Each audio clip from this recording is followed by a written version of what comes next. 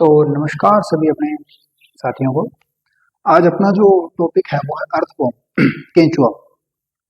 अब यानी 12th agriculture के अंदर ये टॉपिक भी बहुत इंपॉर्टेंट है। इसमें से एक सवाल 100% आता है बड़े के अंदर, और इनमें से छोटे छोटे क्वेश्चन हैं जो एमसीक्यू के अंदर है वो भी आते ही आते हैं।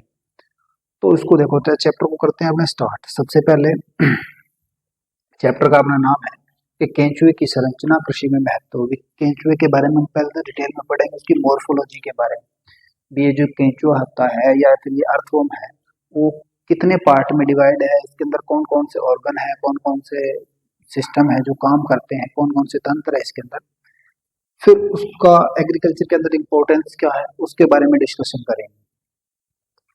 सबसे पहले अपने इसका क्लासिफिकेशन के बारे में देखते हैं भी। ये जो अर्थवॉर्म है वो कौन से फाइलम के अंदर आता है, कौन सी फैमिली के अंदर आता है, कौन सी उसकी स्पीसीज है। तो सबसे पहले अगर अपने इसके बारे में बात करें तो इसका फाइलम कौन सा है, एनालिडा है। कौन सा है? एनालिडा है। एनालिडा फाइलम के अंदर आता है। एनालिडा फाइलम के अंदर आता है सबसे पहली बात। फिर दूसरी, इसकी जो क्लास है वो कौन सी है, इसकी है ओलिगोकीटा। कौन सी है? ओलिगोकीटा। और एनालिडा है फाइलम।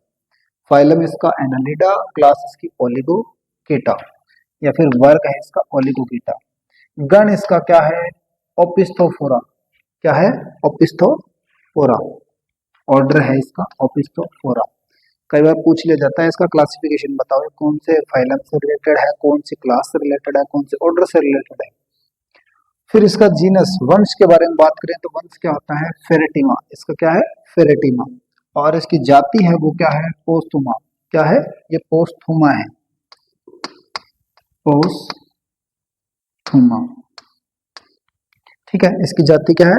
पोस्थुमा। साइंटिफिक तो इसके जीनस हो गया फेरेटिमा, स्पीसीज क्या होगी? पोस्थुमा। तो इसका साइंटिफिक नेम क्या हो गया, वैज्ञानिक नाम क्या हो गया? फेरेटिमा पोस्थुमा। क्या हो गया? फेरेटिमा पोस्थुमा। 101% याद कर लेना है इसका नाम। वैज्ञानिक नाम क्या है? फेरेटिमा पोस्थुमा। फिर अपने बात करते हैं नेक्स्ट कि ये रहता कहाँ पर है। ये रहता कहाँ पर है? तो ये सबसे पहले कैसा प्राणी है? ये है रात्रिचर प्राणी। कैसा है? रात्रिचर का मतलब है या नेक्टर्नल, यानी कि रात्रिचर या नेक्टर्नल मतलब नाइट। ये अपने सारे काम क्या करता है? नाइट। नाइट यानी कि अंधेरे में। इस बेचारे को क्या पसंद है? अंधेरा बहुत पसंद है। इसको दिन की लाइट बिल्कुल भी पसंद नहीं है। ये किस में रहता है? अंधेरे में रहता है, इसलिए इसको क्या कहते हैं? रात्रिचर प्राणी कहते हैं। फिर इसके मुख्य रूप से क्या होती है? नमी में बिल बनाकर रहता है, और उसको क्या पसंद है? नमी भी पसंद है। इसको गर्मी बिल्कुल पसंद नहीं है। इसके नखरे भी बहुत है कि केंचुआ पहली बात तो कहता है मैं दिन में नहीं रहूंगा। दूसरी बात कहता है क्या? कि मेरे को चाहिए नमी। बोला गर्मी मेरे से बिल्कुल भी बर्दाश्त नहीं होती। फिर तीसरा कह रहा है कार्बनिक पदार्थ युक्त मृदा को खा करके उसमें सुरंग बना करके बिल तैयार कर देता है। और क्या करता है? केंचुआ द्वारा बनाई गई खाद को क्या कहते हैं? वर्मी कंपोस्ट कहते हैं। क्या कहते हैं? वर्मी कंपोस्ट कहते हैं। द मैन्यूर और compost produced by earthworm is called as vermicompost. जो खाद किससे बनाई गई हो? वर्मी अर्थवॉर्म ने बनाई हो, उसे क्या कहते हैं? वर्मी कंपोस्ट कहते हैं। फिर खाद या मिट्टी को उपजाऊ बहुस्तरीय बनाता है। बहुस्तरीय का मतलब है उसमें काट काट के उसको छेद करके उसको बिल्कुल ही क्या कर देता है? खुला खुला खुरदरी बना देता है। यानी कि ऐसे खाए, ये मान लो आपने क्या है? खाद है, तो इसको खाता जाएगा, खाता जाएगा, खाता जाएगा, खाता जाएगा, खाता जाएगा, और ऊपर से क्या है? इसको ऐसे फिर इस वाले लेयर को खा जाएगा। इस तरीके से बहुस्तरीय बना देता है। इसमें बहुत सी लेयर मिलती है, ठीक है। तो यानी फर्टाइल करता है और मल्टी लेयर, इसमें बहुत सारी लेयर बना देता है। और क्या करता है? वर्षा ऋतु में जब बिलों में पानी भर जाता है तब केंचुए जमीन से बाहर आ जाते हैं। और कई बार इनको क्या होता है? इतना ज्यादा नमी मिल जाती है, बोले भागो जल्दी से यहाँ से, तो वो क्या निकल जाते हैं? अपना घर बार छोड़ करके बाहर निकल जाते हैं, ठीक है। तो इसमें अपन को क्या याद रखना है? रात्रिचर प्राणी है, नॉक्टर्नल है, और कहाँ पे रहता है? बेचारे को नमी पसंद है, मॉइस्चर पसंद है इसको। फिर तीसरी बात क्या करता है, खाता क्या है, ऑर्गेनिक सॉइल या ऑर्गेनिक मैटर खाता है। चौथी चीज क्या है, एक ये वर्मी कंपोस्ट नाम की चीज बनाता है जो कि किसानों के लिए बहुत ही अच्छी चीज है। नेक्स्ट इसकी स्ट्रक्चर बात करें, एक्सटर्नल स्ट्रक्चर बाहर से। अब जो इसकी आकृति, पहले साइज एंड शेप के बारे में बात करते हैं। कैसा होता है, लंबा होता है, बेलनाकार होता है, सिलेंड्रिकल होता है, यानी कि body of earthworm is long and cylindrical in shape, cylindrical shape में होती है, कुछ इस तरीके से होता है। देखा होगा सारों ने ये केंचुआ।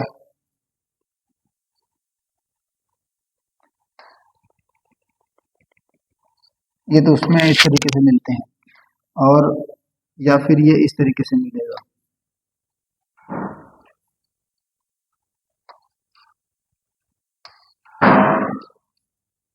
इस तरीके से सिलेंड्रिकल शेप में होता है। और इसमें ये क्या होते हैं, इसमें इसके पार्ट होते हैं छोटे छोटे, अपने आगे पढ़ेंगे इसमें कौन कौन से पार्ट होते हैं, क्या क्या होते हैं। तो सबसे पहली बात क्या है, लॉन्ग होता है और बेलनाकार यानी सिलेंड्रिकल होता है। इसका पूरा शरीर है वो कितने पार्ट में डिवाइड होता है, 100 to 120, 100 से 120 पार्ट के अंदर इसका पूरी बॉडी है वो पार्ट डिवाइडेड रहती है, बंटा हुआ रहता है सेगमेंट के अंदर। फिर इसका पूरा जो शरीर है वो केंचुए की लगभग लंबाई कितनी होती है, 15 से 20 सेंटीमीटर हो सकती है, ज्यादा भी हो सकती है, कम भी हो सकती है कुछ कुछ। तो लेकिन जो एवरेज हाइट है वो उसकी लेंथ है वो कितनी है, 15 से 20 सेंटीमीटर। और इसके दोनों सिरों पर आगे और पीछे नुकीले होते हैं, यानी कि आगे से भी नुकीला मिलेगा और पीछे से भी नुकीला मिलेगा। तो आकृति के बारे में हमने जान लिया। क्या जाना कि सबसे पहली बात इसके अंदर कैसा होता है, सिलेंड्रिकल शेप का होता है और लॉन्ग होता है। फिर दूसरी बात, इसमें कितने पार्ट होते हैं, 100 to 120, 100 से 120 के बीच में पार्ट होते हैं। फिर पूरा जो एक एडल्ट अर्थवर्म है वो उसकी लेंथ कितनी होती है, 15 to 20, 15 से 20 सेंटीमीटर के बीच का होता है। फिर तीसरी बात, इसके दोनों सिरे कैसे होते हैं, कैसे होते हैं, बिल्कुल नुकीले होते हैं, बिल्कुल ही पॉइंटेड होते हैं, पॉइंटेड मतलब नुकीले। नेक्स्ट अपने बात करते हैं इसके कलर के बारे में, ये कैसा सा होता है। तो ये कैसा होता है, इसकी त्वचा गहरी भूरे रंग की मटमैले कलर का होता है, मटमैले कलर का होता है। या अगर बात करें डार्क ब्राउन या फिर क्ले कलर का होता है, डार्क ब्राउन या क्ले कलर का होता है।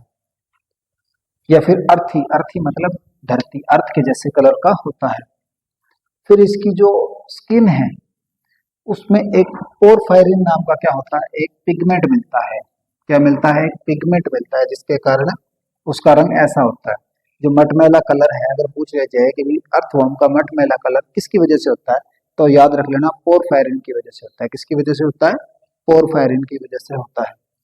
नेक्स्ट अगर बात करें, ये पोरफायरिन जो करता है वो त्वचा को तेज प्रकाश से बचाने का काम करता है। यानी कि ये वो है पोरफायरिन है जिसको धूप बिल्कुल भी पसंद नहीं है, अगर आ भी जाएगी तो उसको बचा लेगा। इसका प्रोटेक्शन कौन करता है, पोरफायरिन करता है। कौन करता है, पोरफायरिन करता है। मिलता किसके अंदर है, उसके त्वचा के अंदर, उसकी स्किन के अंदर मिलता है। और अल्ट्रावायलेट रेज से भी उसको बचा लेता है, यानी कि यूवी रेज से, पराबैंगनी किरणों से उसको बचा लेता है। तो रंग के बाद में अपने नेक्स्ट टॉपिक के बारे में बात करते हैं इसके, कि इसमें मेटामॉर्फिक सेगमेंटेशन कितना है, यानी कि इसके अंदर खंड हैं वो कितने होते हैं और कौन कौन से कहाँ पर खंड होता है। सबसे पहले अगर अपने बात करें, इसमें क्या होता है, ट्रू सेगमेंटेशन होता है। ट्रू सेगमेंटेशन यानी कि खंडी भवन होता है, वो वास्तविक होता है, यानी कि इसके अंदर जो पार्ट बने होते हैं वो ट्रू होते हैं। कुछ में पार्ट बने नहीं होते लेकिन दिखाई देते हैं, उसको बोलते हैं सूडो सेगमेंटेशन, यानी कि आभासी खंडी भवन। उसमें आभास होता है अपने को, इसमें खंड बने हुए हैं लेकिन बने हुए नहीं होते। इसके अंदर कितने 100 से 120 खंड होते हैं जो कि एक दूसरे को अंतरावराधी पट द्वारा अलग करते हैं। मान लो ये क्या है, इस तरीके से पार्ट है, ठीक है, तो ये क्या करते हैं, इस तरीके से एक दूसरे को अलग करते हैं। हमने उल्टे सीधे बना दिए, लेकिन इस तरीके से अलग करते हैं एक दूसरे को।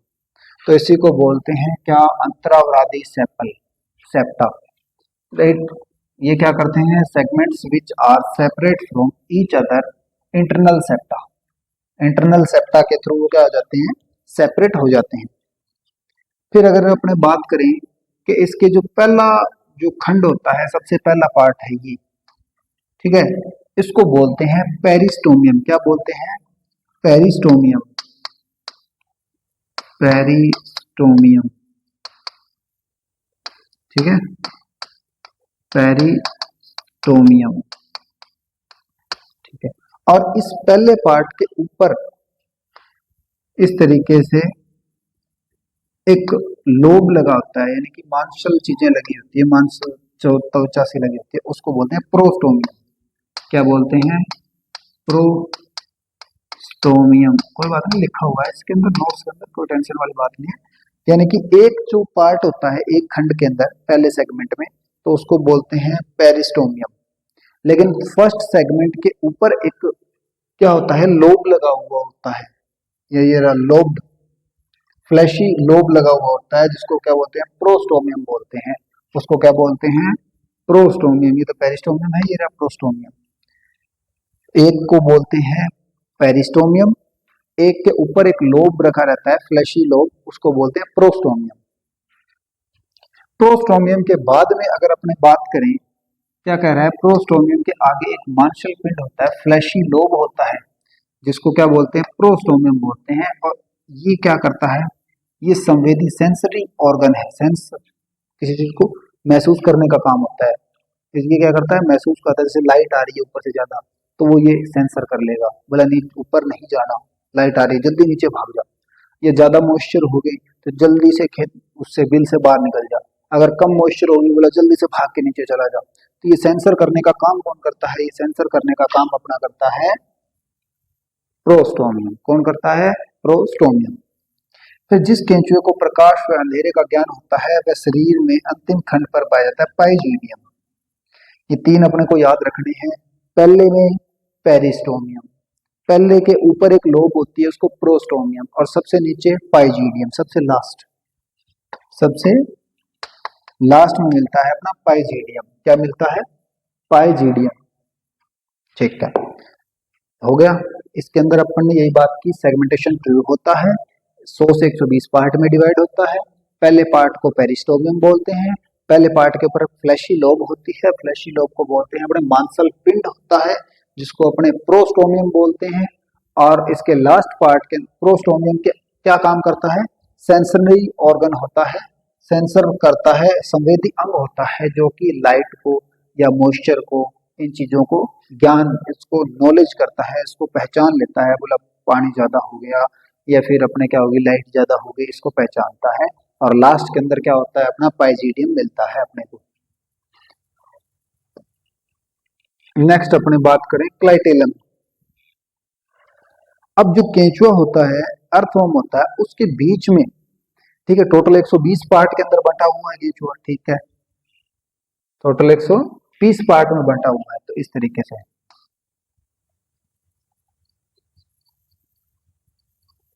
ठीक है।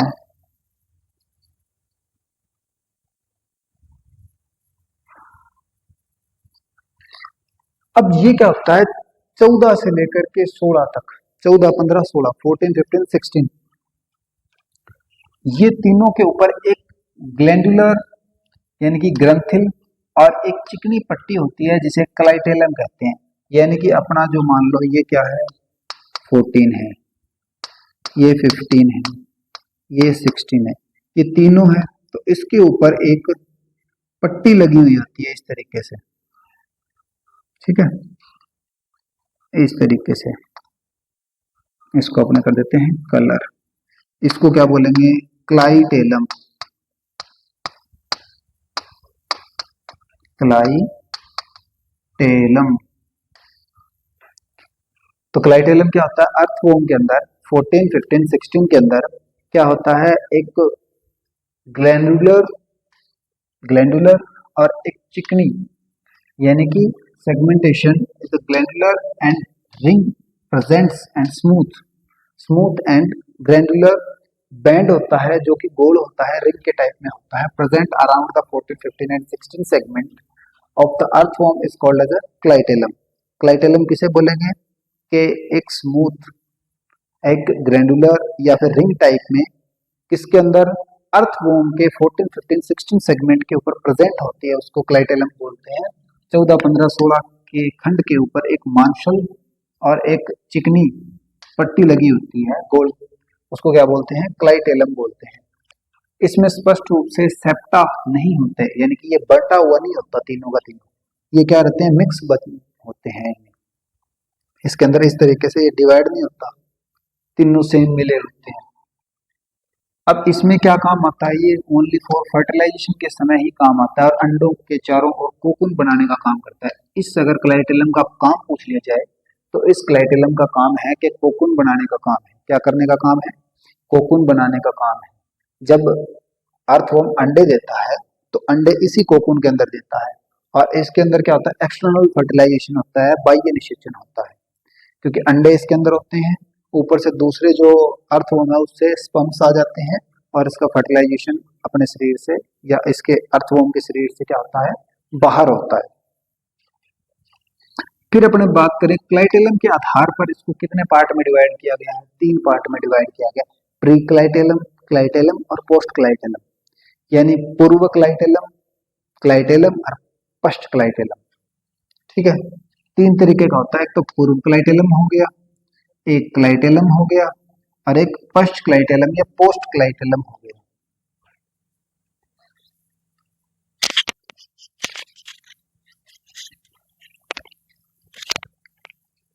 ठीक है, अब प्री क्लाइटेलम किसे बोलते हैं या प्री क्लाइटलर किसे बोलते हैं? ये 12 से 13 में, यानी पहले दो हिस्से, ये दोनों हैं 12 और 13, इसको बोलते हैं प्री क्लाइटेलम, प्री क्लाइटेलर।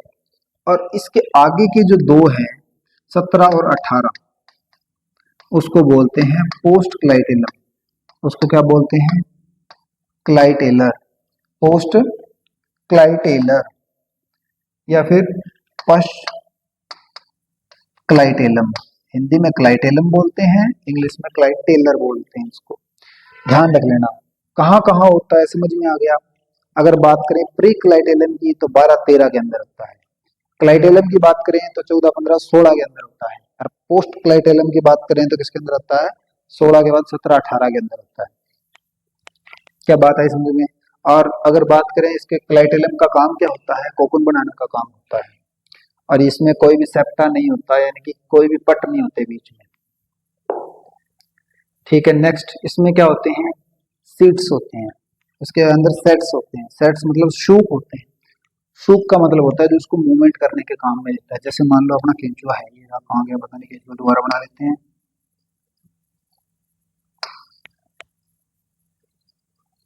अब इस केंचुए में क्या होती है? एस टाइप की, किस टाइप के?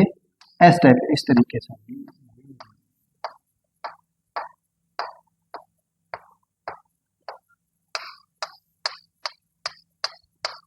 इस तरीके से किसके बने होते हैं? काइटिन के बने होते हैं। किसके होते हैं? काइटिन के बने होते हैं, एस टाइप के होते हैं, एस शेप के होते हैं। और वो क्या करते हैं? इसको लोकोमोशन करवाने का या मूवमेंट करने का या फिर गमन करने में काम करते हैं। गमन मतलब टहलने में काम आते हैं। अभी जो केंचुआ इधर से उधर भाग रहा है वो किसकी वजह से भाग रहा है? इन सेट्स की वजह से, इन सूप की वजह से वो भागता है। भागा दौड़ी जितने भी करने का काम होता है वो सूक्ष्म की मदद से होता है। नेक्स्ट अपने बात करें शरीर के प्रथम खंड और अंतिम खंड के अंदर वैक्लाइटेलम वाले पार्ट को छोड़कर सभी में होता है। किस किस को छोड़ना है? पहला पार्ट, पहला सेगमेंट, लास्ट सेगमेंट और बीच वाला क्लाइटेलम। क्लाइटेलम किसके अंदर होता है? 14, 15 और 16 के अंदर। प्री क्लाइटेलम किसमें होता है? 12 और 13 के अंदर। पोस्ट क्लाइटेलम किसके अंदर होता है? 17 और 18 के अंदर। याद रखना है, याद रखते चलो साथ के साथ। ठीक है, साथ के साथ डायग्राम बनाते चलो। आगे बात क्या समझ में? तो सेट्स होते हैं, पहली बात काइटिन के बने होते हैं। कैसे शेप में होते हैं? एस की शेप में होते हैं। कहाँ कहाँ नहीं होते? पर फर्स्ट में नहीं होते, लास्ट में नहीं होते, क्लाइटेलम में नहीं होते। क्लाइटेलम किस में होता है? 14, 15 और 16 के अंदर होता है। और क्या काम में आते हैं? गमन करने के काम में आते हैं, मूवमेंट या फिर लोकोमोशन के अंदर काम आते हैं। फिर इसमें एक्सटर्नल ओपनिंग कौन कौन सी होती है? ठीक है, बाहर की तरफ देखने पर, तो बाहर की तरफ देखने से पहला जो पार्ट होता है पहला जो सेगमेंट होता है, पहला खंड होता है, उसमें क्या पाया जाता है? माउथ मिलता है, मुंह मिलता है। क्या मिलता है? माउथ मिलता है। फिर प्रथम और अंतिम खंड को छोड़कर सभी के अंदर क्या होते हैं? उसके नेफ्रोइड्स होते हैं या नेफ्रोइड स्पोर होते हैं। क्या होते हैं? नेफ्रोइड स्पोर होते हैं या वृक्क छिद्र होते हैं। अब वृक्क छिद्र क्या करते हैं? नमी बनाए रखने का काम करते हैं। क्या करते हैं? नमी बनाए रखने का काम करते हैं। तो पहली बात, पहले सेगमेंट के अंदर क्या होगा? माउथ होगा, मुंह होगा। फिर पहले और लास्ट को छोड़ के जितने भी पार्ट बच गए, तो कितने बच गए 120 में से? अब ये ध्यान रख लेना, 100 से 120 दिया हुआ है, तो कोई जरूरी नहीं कि 120 ही मिले और कोई जरूरी नहीं कि 100 ही मिले। इनके बीच का नंबर भी मिल सकता है, 111 भी हो सकते हैं, 102 भी हो सकते हैं, किसी में 104 भी हो सकते हैं, 108 भी हो सकते हैं किसी के अंदर। कोई ज्यादा लंबा हो गया तो 125 भी हो सकते हैं, क्या पता हाईएस्ट हो जाए कोई। लेकिन ये एक एवरेज वैल्यू है 100 से 120। तो क्या इतनी बात आई समझ में? तो अगर इस बारे में बात करें कि पहले के अंदर कौन आता है? माउथ आ जाता है, मुख आ जाता है। और पहले और लास्ट और किसको छोड़ करके, पहले और लास्ट को छोड़ के बाकी सब पे क्या मिलते हैं? अपने नेफ्रोइड्स मिलते हैं, नेफ्रोइड स्पोर मिलते हैं। फिर अगर नेक्स्ट बात करें अगले चार, अब इसी पूरी बॉडी के अंदर क्या होते हैं? 4 जोड़ी शुक्र ग्राहिका होती है, स्पर्म एथिकल होती है, स्पर्म एथिकल्स होते हैं। ठीक है। अब ये क्या करते हैं? स्पर्म एथिकल, ये जब इनके मेटिंग का टाइम होता है, जब दोनों केंचुए मिलते हैं, तो जब जो स्पर्म कलेक्ट करने का काम होता है, जो शुक्राणु कलेक्ट करने का काम होता है, वो किसका होता है? इसी का होता है, स्पर्म एथिकल का होता है। ये कितने होते हैं? ये 4 जोड़ी होते हैं। कितने होते हैं? 4 जोड़ी होते हैं। कहाँ कहाँ मिलते हैं? ये 5/6, 6/7, 7/8 और 8/9, यानी कि 5 और 6 के बीच, 6 और 7 के बीच, 7 और 8 के बीच, 9 और 10 के बीच। मान लो अपना केंचुआ बना लेते हैं दोबारा। ठीक है, ये है मान लो 5, 6, 7, 8, 9, 10।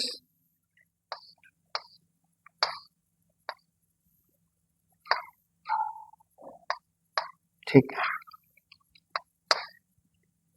अब 5 और 6 के बीच यहाँ पे मिल जाएगा एक, 6 और 7 के बीच यहाँ मिल जाएगा एक, 7 और 8 के बीच यहाँ मिल जाएगा एक, और 8 और 9 यहाँ मिल जाएगा एक। तो यहाँ पे क्या मिलेंगे अपने? ये स्पर्मेटिकल्स, स्पर्मेटिकल्स या फिर शुक्र ग्राहिका, यानी शुक्राणुओं को ग्रहण करने वाला शुक्र ग्राहिका मिलेगा उधर। काम क्या है इसका? स्पर्म्स को कलेक्ट करने का काम है, शुक्राणुओं को कलेक्ट करने का काम है इसका। नेक्स्ट अगर अपने बात करें कि 14 खंड के मध्य में मादा जनन छिद्र, फीमेल जेनिटल पोर्स होते हैं। अगर बात करें यहाँ से चलते चलते 11, 12, 13, 14, तो 14 वाले के अंदर क्या होता है? फीमेल जेनेटिक पोर होता है, यानी मादा जनन छिद्र मिलता है, जिससे क्या निकलते हैं? अंडे निकलते हैं, एग्स निकलते हैं, एग सेल्स, अंडाणु। यहाँ से क्या निकलेंगे? एग सेल्स निकलेंगे। फिर 18वें में नर छिद्र होते हैं, मेल जेनिटल पोर्स पाए जाते हैं। अब 18वें के अंदर क्या होता है? मेल जेनिटल पोर होता है, नर जनन तंत्र, तंत्र क्या? छिद्र होता है। 17 और 19 में क्या होता है? जनन पेपिला होता है, जेनिटल पेपिलाए पाया जाता है। जेनिटल पेपिलाए किसके अंदर? 17 और 19 के अंदर। अब 17 और 19 के अंदर क्या होता है? ये पेपिलाए का मतलब होता है पकड़ने का काम होता है। जब इनके मेटिंग का टाइम होता है तो ये पेपिलाए क्या कर लेता है? दूसरे केंचुए को कस करके पकड़ लेता है। नेक्स्ट अगर अपने बात करें तो देखो पहले इसको रिवाइज करते हैं। सबसे पहली बात कि इसमें कितने जोड़ी स्पर्मेटिकल्स पाए जाते हैं? 4 जोड़ी पाए जाते हैं। 4 को कौन कौन से लोकेशन पे होते हैं? 5 और 6 के बीच, 6 और 7 के बीच, 7 और 8 के बीच, और 8 और 9 के बीच में पाए जाते हैं। उसके बाद में हमने देखा कि 14 पार्ट के अंदर, सेगमेंट के अंदर कौन मिलता है? फीमेल जेनेटिक ऑर्गन मिलता है, मादा जनन छिद्र मिल जाता है। उसके बाद में 18 के अंदर क्या होता है, मेल जेनिटल पोर्स होते हैं, नर जनन छिद्र होता है। फिर 18 के ऊपर और एक नीचे, यानी 17 और 19 में क्या होता है, उसका मेल जेनिटल ऑर्गन का यानी कि जनन पेपिला होती है, जेनिटल पेपिलाए होता है, जो कि दूसरे अर्थवॉर्म को कैप्चर करने का काम करता है, उसको पकड़ के रखने का काम करता है। नेक्स्ट अपने बात करते हैं कि उसमें रेस्पिरेशन किस तरीके से होता है, श्वसन किस तरीके से करता है केंचुआ। अब श्वसन की जब भी बात करेंगे तो अपने अब इसमें देखते हैं श्वसन। केंचुए में एक विशेष या विशिष्ट वायवीय श्वसन अंग नहीं होता, जैसे मनुष्य में फेफड़े होते हैं उस तरीके से उसमें ऐसा कुछ नहीं होता।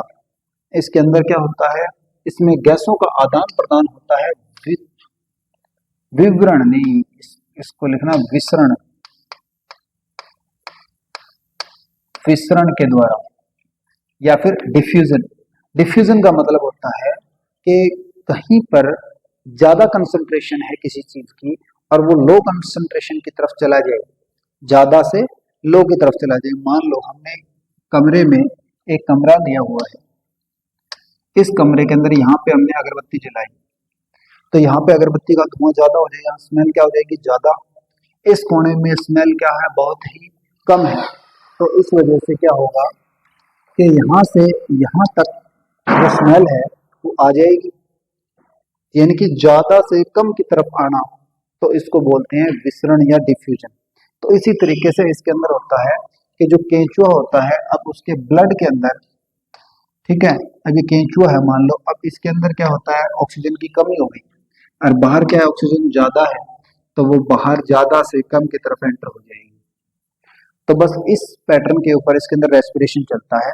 अब अंदर ऑक्सीजन कम होगी तो अंदर ऑक्सीजन एंटर कर जाती है, क्योंकि अंदर वाली ऑक्सीजन का यूज कर लेता है, फिर CO2 में बदल देता है, फिर बाहर भेज देता है। यानी ऑक्सीजन को CO2 में बदल करके बाहर भेज दिया तो ऑक्सीजन की कमी हो गई, कमी होते ही क्या बाहर जाता है तो अंदर आ जाती है। इस वजह से फिर अपने नेक्स्ट अगर बात करें, केंचुए में श्वसन मुख्य रूप से उसकी नम त्वचा की वजह से होता है। उसकी त्वचा रहती है नम, किसकी वजह से, वृक्क नेफ्रोइड्स की वजह से। नेफ्रोइड्स कितने होते हैं, पहले और लास्ट को छोड़ करके पूरी बॉडी में इसके नेफ्रोइड स्पोर मिलते हैं, वृक्क क्षेत्र मिलते हैं, ध्यान रख लेना। फिर अगर बात करें इसकी त्वचा में क्या होता है, कुछ ग्लैंड्स होती हैं, कुछ क्या मिलती है, ग्लैंड्स या ग्रंथियां मिलती हैं, उसमें से क्या है, एक श्लेष्म ग्रंथि है। कौन सी ग्रंथि है, श्लेष्म या म्यूकस ग्लैंड है। कौन सी ग्लैंड है, म्यूकस ग्लैंड है, जो कि म्यूकस को सीक्रेट करती है, म्यूकस या फिर एक लिक्विड को सीक्रेट करती है। क्या करती है, एक लिक्विड को सीक्रेट करती है, जिससे कि उसकी त्वचा क्या बनी रहती है, नम बनाए रखती है। वह नम त्वचा ऑक्सीजन को अवशोषित करके रक्त वाहिनियों में उसको विस्तारित कर देती है, डिफ्यूज कर देती है। यानी कि एक ये भी चीज है कि उसके अंदर क्या होती है, म्यूकस ग्लैंड होती है, जो कि म्यूकस को रिलीज करती है और एक लिक्विड मटेरियल को सीक्रेट करती है, सीक्रेट मतलब स्रावित करती है, जिसकी वजह से उसकी त्वचा है वो क्या बनी रहती है, नम बनी रहती है। नम यानी कि उसकी मॉइस्ट रहती है, जो स्किन है। अब स्किन मॉइस्ट बनी रहती है तो वो क्या करती है, ऑक्सीजन को ज्यादा एब्जॉर्ब करती है, अवशोषित कर लेती है। नेक्स्ट, यहाँ प्लाज्मा में उपस्थित हीमोग्लोबिन के साथ ऑक्सी हीमोग्लोबिन नामक अस्थायी पदार्थ बना लेता है। यानी कि क्या करता है ये केंचुआ, ये बड़ा ही दिमाग वाला जीव है। ये क्या करता है कि इसके अंदर क्या होता है, हीमोग्लोबिन तो होता है लेकिन इसके अंदर आरबीसी नहीं होती। इसके अंदर क्या नहीं होती, आरबीसी नहीं होती केंचुए के अंदर। अब हीमोग्लोबिन जब भी आता है और इधर से ऑक्सीजन आ जाती है बाहर से, तो ये ऑक्सीजन हीमोग्लोबिन के साथ रिएक्ट करके क्या बना लेता है, ऑक्सी हीमोग्लोबिन बना लेता है। क्या बना लेता है, ऑक्सी हीमोग्लोबिन बना लेता है, जिसकी वजह से इसका कलर कैसा हो जाता है, लाल हो जाता है। तो केंचुए के अंदर कलर कैसा मिलेगा, लाल मिलेगा खून का, लेकिन इसके अंदर आरबीसी प्रेजेंट नहीं होती। ऐसा भी सवाल आ सकता है, बताओ क्या केंचुए के अंदर आरबीसी होती है, या फिर ये पूछा जाएगा कि मान लो बताओ कि केंचुए के अंदर कौन सा रक्त प्रेजेंट होता है, आरबीसी, ऐसे आ जाएगा हीमोग्लोबिन, ऑक्सी हीमोग्लोबिन, या फिर निम्न में से कोई नहीं। तो इस तरीके से याद रख लेना कि आरबीसी नहीं होती केंचुए के अंदर। तो अब ये लाल रंग किसकी वजह से होता है? ये हीमोग्लोबिन और ऑक्सी हीमोग्लोबिन की वजह से होता है। और इसी प्रकार कार्बन डाइऑक्साइड रक्त प्लाज्मा में बाहर निकाल दिया जाता है। अब ये क्या करता है? ऑक्सीजन के साथ रिएक्ट करता है, ऑक्सी हीमोग्लोबिन बनाता है और कार्बन डाइऑक्साइड को लात मार के बाहर निकाल देता है। बोला भाग जाओ यहाँ से जल्दी करके, तुरंत फुर्ती के साथ में निपट जाओ। ठीक है, नेक्स्ट आ जाते हैं अपने इसके परिसंचरण सर्कुलेटरी सिस्टम के अंदर। भी इसके अंदर जो चीजें होती हैं, वो ब्लड है वो सर्कुलेट किस प्रकार से करता है। ठीक है, सबसे पहले कह रहा है केंचुए के अंदर क्या होता है? बंद प्रकार का होता है, क्लोज्ड सर्कुलेटरी सिस्टम होता है। क्या होता है? Closed circulatory system. यानी जितना भी काम होता है वो वेन्स के अंदर होता है, नलिकाओं के अंदर होता है। यानी कि जितना भी होता है circulatory, which means blood flow exclusively through the closed blood vessels. Vessels के अंदर, वेन्स के अंदर ही थ्रो फ्लो होता है, यानी कि वाहिकाओं के अंदर। यानी इसके अंदर प्रॉपर नलियां होती हैं, जो पाइप्स होती हैं या फिर वेसल्स होती हैं, जिसके अंदर क्या होता है? ब्लड फ्लो करता है। ऐसा नहीं कि भी हाँ पूरे के अंदर खून ही खून भरा हुआ है, नहीं। ठीक है, तो पहली बात तो कैसा होता है? क्लोज होता है। केंचुए में आरबीसी नहीं होती, अपन ने भी पढ़ा था। लेकिन इसमें क्या होता है? हीमोग्लोबिन श्वसन वर्णक रक्त प्लाज्मा में घुला हुआ होता है, जिससे इसका रुधिर का रंग लाल होता है।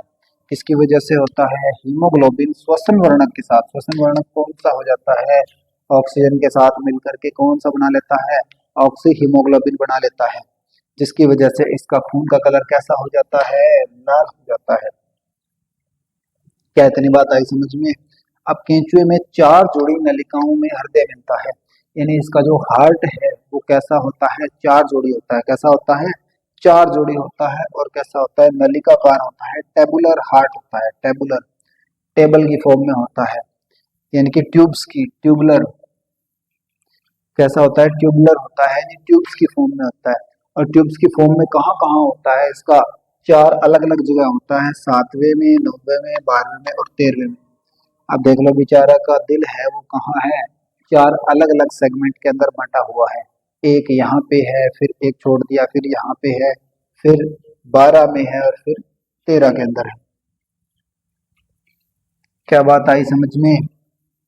अगर बात आई हो तो अपने आगे चलते हैं। रेस्पिरेटरी के अंदर हम सबसे पहले बात कर रहे थे, सर्कुलेटरी में क्या बात कर रहे थे? सबसे पहली बात क्या है? ये क्लोज सर्कुलेटरी सिस्टम मिलता है। क्लोज का मतलब क्या होता है? कि इसके अंदर क्या होगा? जितना भी ब्लड फ्लो होगा, खून बहेगा, वो किस में बहेगा? वेसल्स के अंदर बहेगा, नलिकाओं के अंदर बहेगा या वाहिकाओं के अंदर बहेगा। फिर अपन ने बात की थी इसके अंदर आरबीसी नहीं होती है, आरबीसी नहीं मिलेगी। आरबीसी की जगह क्या मिलेगा? हीमोग्लोबिन मिलेगा, जो किसके साथ?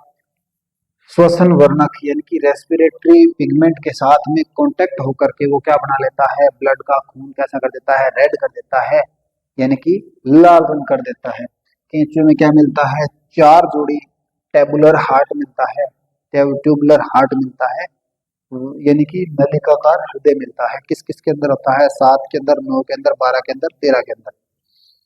7, 9, 12, 13। फिर आता है सर्कुलेटरी सिस्टम का ही बचा हुआ, कि इसमें 2 तरीके की क्या होती है? वाहिकाएं होती है। क्या होती है? इसमें 2 तरीके की वाहिकाएं होती है, यानी कि इसमें नलियां होती है, वो 2 तरीके की होती है। पहली कौन सी है? इसकी है डोर्सल ब्लड वेसल। क्या है? डोर्सल ब्लड वेसल, या फिर बात करें पृष्ठवाहिनी। क्या होती है? पृष्ठवाहिनी। क्या होती है? पृष्ठवाहिनी। और दूसरी कौन सी होती है अपनी? वेंट्रल ब्लड वेसल, यानी अधर वाहिनी। ये 1 नंबर है, ये 2 नंबर है।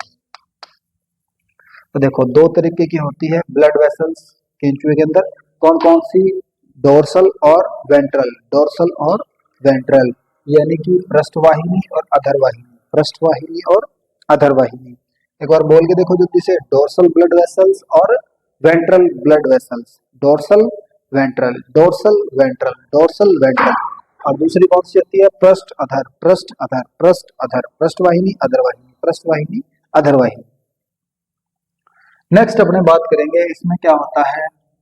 प्रवाह होता है। यानी कि देखो पृष्ठ में क्या याद रखोगे? पृष्ठ में यानी इसमें खून है वो कैसा होता है? पीछे से आगे की तरफ, पीछे से आगे की तरफ, यानी कि flow from the posterior back to the anterior, यानी बैक टू फ्रंट। इसका फ्लो कैसा होता है? बैक टू फ्रंट, पीछे से आगे, आगे की तरफ इसका फ्लो होता है उल्टा।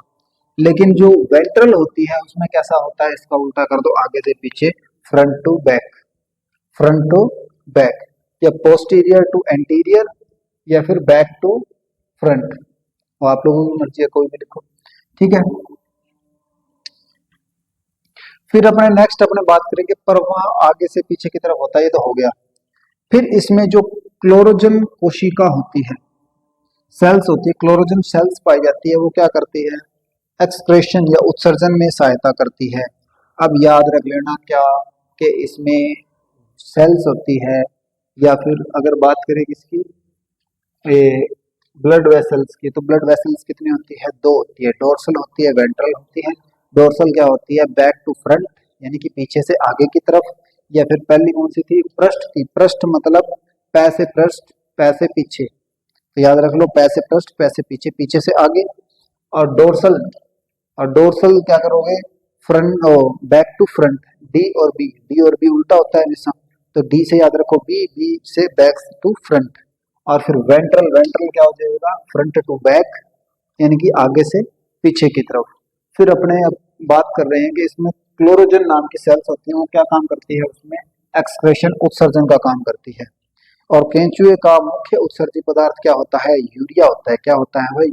यूरिया होता है। मोस्ट इंपोर्टेंट सवाल बनता है इससे कि इसका जो बाय प्रोडक्ट क्या होता है, इसका जो एक्सक्रेटरी मटेरियल क्या होता है केंचुए का, क्या होता है? यूरिया होता है। चलो नेक्स्ट अपने बात करते हैं कि इसमें उत्सर्जन तंत्र, एक्सक्रेटरी सिस्टम किस प्रकार का मिलता है। अब एक्सक्रेटरी सिस्टम में बात करेंगे तो इसमें उत्सर्जी अंग क्या होता है? नेफ्रीडिया होता है। क्या होता है? नेफ्रीडिया होता है। और अपन ने चैप्टर में सबसे पहले ही पढ़ा था कि इसमें नेफ्रीडियल पोर्स पाए जाते हैं। कहाँ कहाँ पाए जाते हैं? फर्स्ट और लास्ट को छोड़ करके बाकी पूरी बॉडी के अंदर इसमें नेफ्रोडियल पोर्स पाए जाते हैं, यानी कि वृक्क छिद्र पाए जाते हैं जो कि उत्सर्जन का कार्य करते हैं। तो इसमें क्या होता है? नेफ्रीडिया होता है। क्या होता है इसमें? उत्सर्जन नेफ्रीडिया होता है, जो कि छोटी छोटी महीन, जो कि छोटी छोटी महीन या कुंडलित नलिका संरचनाएं होती हैं, जो कि शरीर के प्रथम 3 खंडों को छोड़ करके प्रत्येक खंड में पाई जाती है। अब जो नेफ्रीडिया होता है वो कहाँ मिलता है? पहले 3, इसमें क्या होती है? देखो छोटी छोटी महीन नलिकाएं होती है, कुंडलित नलिकाकार संरचना होती है, वो कहाँ मिलेगी? पहले 3 पोर को छोड़ करके, पहले 3 सेगमेंट, पहले 3 खंडों को छोड़ करके वो पूरी बॉडी के अंदर मिलेगी, पूरी बॉडी के अंदर मिलेगी। नेक्स्ट अगर बात करें कार्य के आधार पर नेफ्रीडिया के कितने पार्ट होते हैं? 2 पार्ट होते हैं। कितने पार्ट होते हैं? 2 होते हैं। एक तो क्या होता है? एक्सोनेफ्रिक, एक होता है एंट्रोनेफ्रिक, एक होता है एक्सोनेफ्रिक, एक होता है इंटोनेफ्रिक। एक्सो का मतलब क्या होता है? बाहर, बहिमुखी नेफ्रीडिया और अंतर्मुखी नेफ्रीडिया, यानी इसका मुंह बाहर होगा, इसका मुंह अंदर होगा। अब इसके अंदर क्या कह रहा है? ये उत्सर्जी पदार्थ को सीधे ही शरीर से बाहर निकाल देते हैं, यानी कि डायरेक्ट किसको? एक्सक्रेटरी मटेरियल को क्या कर देते हैं? बाहर निकाल देते हैं। और जो इंटरनल होता है, इंटोनेफ्रीडिया होता है, वो क्या करता है? इसको डायरेक्ट बाहर नहीं फेंकता उत्सर्जी पदार्थ को, इसको क्या कहाँ फेंक देता है? आंत के अंदर फेंक देता है। आंत इसको दोबारा एब्जॉर्ब कर लेती है, और एब्जॉर्ब करने पे उसकी नमी को, मॉइस्चर को कंटेन करने के बाद, एब्जॉर्ब करने के बाद वो किसको देती है? स्किन को दे देती है। बोले दे जल्दी से स्किन को नरम कर दे या गीला कर दे। तो ये क्या करती है? त्वचा बाहर निकाल देती है डायरेक्ट। तो एक्सो के अंदर बात करें, these discharge waste material directly outside the body through the body surface या स्किन। स्किन से क्या कर देना? डायरेक्ट बाहर निकाल देना। एक्सोनेफ्रीडिया हो गया। और ये क्या हो गया? एंटोनेफ्रीडिया क्या हो गया? एंटोनेफ्रिक। ये उत्सर्जी पदार्थ को आंत, इंटेस्टाइन या फिर आहार नाल में, एलिमेंट्री कैनल के अंदर छोड़ देते हैं, जहां की उत्सर्जी पदार्थ में उपस्थित जल आंत द्वारा पुनः अवशोषित कर लिया जाता है, और पुनः अवशोषित करके ये रीएब्जॉर्ब करके उसको किसमें? केंचुए के शरीर को नम बनाए रखने में उसको पानी की क्षति नहीं होती। वो वापस किसको दे देता है? स्किन को दे देता है, जिसकी वजह से उसके शरीर के अंदर पानी की कमी हो ही नहीं पाती। चलो अपने बात करते हैं नेक्स्ट, उत्सर्जन तंत्र हो गया इसका, एक्सक्रीटरी सिस्टम। देन इसका नर्व सिस्टम। नर्व यानी कि तंत्रिका तंत्र, यानी कि इसको का मारा पीटी की जाए तो इसको बेचारे को एहसास होता नहीं होता। नर्व सिस्टम का क्या काम होता है, हमें दर्द दुख पीड़ा जितनी भी चीजें होती है उनको एहसास कराने का काम किसका होता है, अपने इसका ही होता है। तो जितना भी दर्द होता है, जैसे मान लो आग के ऊपर अपना हाथ करते हैं तो हाथ जलने लग जाता है, तो वो कौन काम करता है, वो करता है अपना ये नर्व सिस्टम, तंत्रिका तंत्र उसको बताने का काम करता है किसको, माइंड को। ठीक है, इसमें क्या होता है, सुविकसित तरीके का तंत्र पाया जाता है जिसे 3 भागों में बांटा हुआ होता है। इसमें 3 तरीके का नर्व सिस्टम होता है। एक तो सेंट्रल नर्व सिस्टम होता है, कौन कौन सा होता है, एक तो सेंट्रल नर्व सिस्टम होता है और 2 और होते हैं इसमें। ठीक है, पहले देखते हैं सेंट्रल नर्व सिस्टम। सेंट्रल के अंदर क्या होती है, नर्व रिंग्स होती है, तंत्रिका वलय होता है और इसमें वेंट्रल नर्व होती है। ठीक है, इसमें 2 चीजें होती हैं, क्या होती है, एक तो नर्व रिंग होती है, तंत्रिका वलय, और एक तंत्रिका रज्जु। तंत्रिका वलय और तंत्रिका रज्जु क्या होती है, सेंट्रल नर्व सिस्टम के अंदर आती है, यानी कि नर्व रिंग और वेंट्रल नर्व के अंदर आती है, ओनली फॉर 2। उसके बाद में अगर अपने नेक्स्ट बात करें, इसमें जो सम्मिलित होने वाले केंचुए में तंत्रिका वलय जो होते हैं, वलय को केंचुए का माइंड कहते हैं। जो नर्व रिंग होती है वो केंचुए का क्या होती है, माइंड होती है। यानी सबसे पहले अगर बात करें कि केंचुआ है, केंचुए का माइंड कहाँ होता है, तो केंचुए का माइंड कहाँ होता है, उसका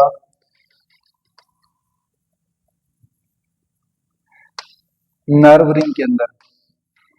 नर्व रिंग के अंदर उसका क्या होता है, माइंड होता है। क्या प्रेजेंट होता है उसका, माइंड होता है, दिमाग। तो केंचुए में भी दिमाग होता है, ब्रेन होता है कहाँ पे, तंत्रिका वलय के अंदर, नर्व रिंग्स के अंदर।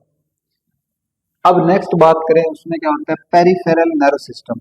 पहला कौन सा था, सेंट्रल नर्व सिस्टम, दूसरा कौन सा है, पेरिफेरल नर्व सिस्टम, या फिर परिधीय तंत्रिका तंत्र। परिधीय तंत्रिका तंत्र पहला था अपना कौन सा, सेंट्रल नर्व सिस्टम, केंद्रीय तंत्रिका तंत्र। अब है परिधीय तंत्रिका तंत्र यानी पेरिफेरल नर्व सिस्टम। अब इसके अंदर क्या चीजें होती हैं, क्या क्या चीजें मिली हुई होती है इसमें, तंत्रिका वलय, नर्व रिंग तो होती है, और से निकलने वाली तंत्रिका परिधीय तंत्रिका तंत्र के अंतर्गत आती है। यानी कि जो रिंग है, कहाँ गई ये रिंग, रिंग तो आती है सेंट्रल नर्व सिस्टम के अंदर, लेकिन जो रिंग के से निकलने वाली जो नर्व्स हैं, यानी जो नर्व रिंग है उससे जो नर्व निकलती है, नसें निकलती हैं, उसको वो किसके अंदर आती है, परिधीय तंत्रिका या पेरिफेरल के अंदर आती है। और इसके काम क्या होता है, परिधीय तंत्रिका तंत्र से निकलने वाली तंत्रिकाएं कहाँ कहाँ जाती है, पेरिस्टोमियम, मुख गुहा, ग्रसनी को जाती है। ये कहाँ कहाँ जा सकती है, पेरिस्टोमियम में जा सकती है, या फिर मुख गुहा बक्कल कैविटी के अंदर, या फिर फेरेनिक्स के अंदर जा सकती है, को जाती ही है। ठीक है, और इसमें क्या होती है, सेंसनरी, यानी इसमें संवेदना और मोटर यानी कि प्रेरक दोनों प्रकार के तंत्रिका के तंतु पाए जाते हैं। यानी ये चीजें क्या करती है, ये प्रेरित भी करती है, यानी कि ये ऑर्डर देने का काम भी करती है, और क्या कर सकती है, ये सेंसर बनाने का काम भी करती है। मुख पे इसलिए जाती है या पेरिस्टोमियम पे इसलिए जाती है क्योंकि पेरिस्टोमियम के ऊपर कौन होता है, प्रोस्टोमियम होता है। कौन होता है, प्रोस्टोमियम। प्रोस्टोमियम क्या करता है, बताओ जल्दी से, प्रोस्टोमियम क्या करता है, प्रोस्टोमियम का काम होता है संवेदना लेने का, सेंसस गेन करने का। यानी कि जब भी प्रकाश की लाइट ज्यादा हो जाती है तो वो उसको क्या कर देता है, डिटेक्ट कर लेता है, उसको पकड़ लेता है और बता देता है। किसको बताएगा, सबसे पहले सेंट्रल पेरिफेरल नर्व सिस्टम को बताएगा। पेरिफेरल के अंदर क्या होती है, नर्व रिंग की से जो निकलने वाली, ये मान लो नर्व रिंग है बीच में, इससे निकलने वाली नर्व है, इससे निकलने वाली नर्व, तो प्रोस्टोमियम क्या कहेगा, इसको बताएगा। अब ये किसके पास जाएगा, नर्व रिंग के पास जाएगा, और नर्व रिंग क्या होती है, उसका माइंड होती है, और माइंड क्या देगा, फिर ऑर्डर देगा। ऑर्डर किसको दे देगा, इसके शरीर को दे देगा और शरीर में किस किस पार्ट में डिवाइड होती है, फिर उसको क्या करेगा, मोटोर करेगा, प्रेरित करेगा, प्रेरणा देगा, बोला ऊपर मत जा, जाना कहाँ है, नीचे जाना है, कहेगा तेरा अभी ऊपर जाने का टाइम नहीं आया, बोल जल्दी चल, भाग के नीचे चल, नहीं तो कोई लेके चला जाएगा, कोई कौवा आएगा, कोई चिड़िया आएगी, उड़ती उड़ती तुझे ले जाएगी। तो ये माइंड कहता है ऐसे। चलो नेक्स्ट क्या कहता है, अनुकंपी तंत्रिका तंत्र, अनुकंपी तंत्रिका तंत्र या ऑटोनोमिक या सिंपैथेटिक, ऑटोनोमिक या सिंपैथेटिक नर्व सिस्टम, ऑटोनोमिक या सिंपैथेटिक नर्व सिस्टम होता है, वो किसका होता है, इसी का होता है। तो पहला कौन सा था, सेंट्रल नर्व सिस्टम था, दूसरा कौन सा था अपना, पेरिफेरल नर्व सिस्टम था, तीसरा कौन सा है, ऑटोनोमिक या सिंपैथेटिक नर्व सिस्टम है। पहला था केंद्रीय तंत्रिका तंत्र, फिर है परिधीय तंत्रिका तंत्र और लास्ट है अनुकंपी तंत्रिका तंत्र या स्वायत्त तंत्रिका तंत्र। इसके अंदर क्या होता है, यह एक जालिका रूपी होता है, संरचना के रूप में पाया जाता है। इसमें क्या होता है, अब ये है, इसमें भी क्या बहुत सारा जाल बन जाता है पूरे शरीर के अंदर, ठीक है। मुख्य रूप से मांसपेशियों के अंदर व आहार नाल के अंदर फैला हुआ होता है, यानी कि पूरी बॉडी में। अब मेन 3 जगह कौन फैला होता है, 3 जगह, ये जो पेरिस्टोमियम हो गया, मुख गुहा हो गया, ग्रसनी हो गई, यानी कि पेरिस्टोमियम हो गया, बक्कल कैविटी हो गई या फिरनेक्स हो गया, इसके अंदर तो अपना पेरिफेरियल होता है, बाकी जितने भी मटेरियल बच गए उसके अंदर, सबके अंदर अपना सिंपैथेटिक या फिर ऑटोनॉमिक नर्व सिस्टम होता है, जो कि पूरी बॉडी में जितने भी सेंसेस होते हैं उन सारों को गेन करने का काम करता है, उसकी जितनी भी संवेदनाएं होती है उसको क्या करता है, डिटेक्ट करता है। बेचारे को कहीं दुख वुख तो नहीं हो रहा, कहीं पेट में दर्द तो नहीं हो रहा, कहीं ज्यादा तो नहीं खा लिया बेचारे ने, या फिर कुछ भी जो भी काम होता है वो ये करता है। फिर आता है पाचन तंत्र। अब पाचन तंत्र के अंदर अपने बात करें तो पाचन तंत्र से पहले अपने इसका डायग्राम बनाएंगे, ठीक है। तो इसका डायग्राम हमने लिया होगा शायद तक, हाँ, डायग्राम अपने अपने हाथ से बना के देखना, ज्यादा याद रहेगा, ठीक है।